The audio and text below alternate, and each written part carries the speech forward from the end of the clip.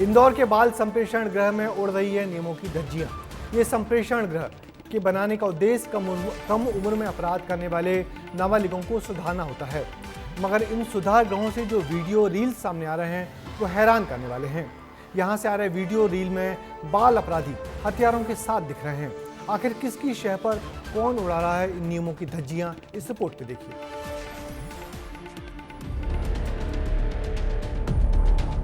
जगह इंदौर का बाल संप्रेक्षण गृह। इसे बनाने का उद्देश्य कम उम्र में अपराध करने वाले नाबालिगों को सुधारना और यहाँ के अधिकारियों का काम इन नियमों की धज्जियां उड़ाना। संप्रेक्षण गृह के बारे में बता दिया, अब यहाँ की पुख्ता सुरक्षा के इंतजाम भी देख लीजिए। सुरक्षा ऐसी कि कोई बड़े से बड़ा अपराधी और आज के दौर का हैकर भी दरवाजा ना खोल पाए। पहली तस्वीर देखिए, यहाँ आपको एक कम उम्र का लड़का दिख रहा होगा। लड़के के हाथ में चाकू है। दूसरी तस्वीर, एक साथ कई लड़के गैंगस्टर वाले गानों के साथ रील पोस्ट कर रहे हैं। तीसरी तस्वीर एक वीडियो कॉल की है, जहां एक लड़का दूसरे लड़के से सिगरेट पीते हुए बात कर रहा है। ये तस्वीरें इंदौर बाल गृह के अंदर की है और इन वीडियोस के वायरल होने के बाद विस्तार न्यूज अब सिस्टम के जिम्मेदारों से कई सवाल पूछना चाहता है। पहला सवाल, संप्रेक्षण गृह में इन बाल अपचारियों जिन पर हत्या जैसे आरोप हैं, उनके पास मोबाइल कैसे पहुंचा? दूसरा सवाल, रील बनाई तो अधिकारियों ने एक्शन क्यों नहीं लिया? और तीसरा सवाल, क्या अधिकारी सब जानते हुए भी कार्रवाई नहीं करना चाहते? मसला सिर्फ ये नहीं कि बाल गृह में खुलेआम हाथ में चाकू के साथ रील बनाई गई है।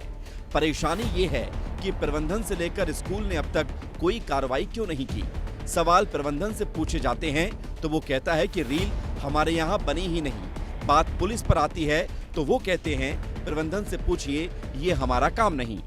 नहीं, एक्चुअल में क्या है कि वो देख ली है हमने, वो हमारी संस्था या परिसर के नहीं है। तो से जानकारी लगी हुई है कि कुछ सोशल मीडिया में उनकी रील चल रही है, जिस संबंध में अभी तक थाना को सूचना नहीं प्राप्त हुई है। और चूंकि बाल अपचारियों की अभी तक गिरफ्तारियां सुनिश्चित नहीं हुई हैं, जैसी गिरफ्तारी सुनिश्चित हो जाती हैं तो उनके द्वारा ऐसी कौन कौन सी घटना कायद की गई हैं बाल संप्रेषण गृह के अंदर, वो सारे तथ्यों की पूछताछ की जाएगी। जिस सुधार का नाम देकर आप इन नाबालिगों को इस बाल गृह में लाते हैं, वो उद्देश्य कहाँ पूरा हुआ और इनका सुधार होगा भी कैसे? क्योंकि सिस्टम ही नहीं चाहता कि कोई सुधरे। बस दिन ढल जाए, महीने की 1 तारीख को पैसा आ जाए, अपना मामला सेट है। कोई सुधरे या बिगड़े, इन्हें क्या लेना देना। मध्य प्रदेश में ऐसे 142 बाल गृह हैं जहां इन नाबालिगों को सुधारने के लिए लाया जाता है। बाल संप्रेक्षण गृह में नाबालिग रहते हैं, जेल की बजाय इन लोगों को बाल गृह में रखा जाता है। मध्य प्रदेश में कुल 142 बाल गृह हैं, जिसमें हत्या से लेकर रेप जैसे अपराध में नाबालिग बंद हैं। बाल सुधार गृह में मोबाइल, चाकू और नशे का सामान आसानी से पहुंच जा रहा है। आए दिन नाबालिग फरार होने में कामयाब हो रहे हैं, रील बना रहे हैं और प्रबंधन से लेकर पुलिस तक मूक दर्शक बनी हुई है। जो रील वायरल हो रही है उसमें बताया जा रहा है बच्चा जेल के बारे में। तो हम मौजूद है इसी बच्चा जेल के बाहर, जहां पर यह रील बनाने का दावा किया जा रहा है। लेकिन जो बच्चा जेल के पदाधिकारी है, उनका दावा है कि जो आरोपी उसमें नज़र आ रहे हैं वो साल भर पहले तक यहाँ पर ज़रूर मौजूद थे, लेकिन साल भर पहले ही उनकी जमानत हो गई और वो यहाँ से जा चुके हैं। तो ऐसे में ये भी दावा किया जा रहा है कि संभवतः ये रील बाहर ही बनाई गई हो और उस पर बच्चा जेल लिख दिया गया हो। लेकिन यहाँ के अधीक्षक ने तो इन सब बातों से पूरी तरह से इनकार किया है। बंटी राठौर के साथ पुनीत विजयवर्गीय, विस्तार न्यूज़, इंदौर। वैसे रील का नशा अच्छों को परेशानी में डाल देता है।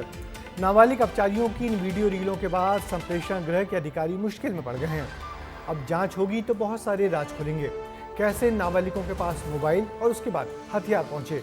वैसे संप्रेषण गृह अपनी ढीली ढाली व्यवस्थाओं के लिए हमेशा से सुर्खियों में बने रहते हैं।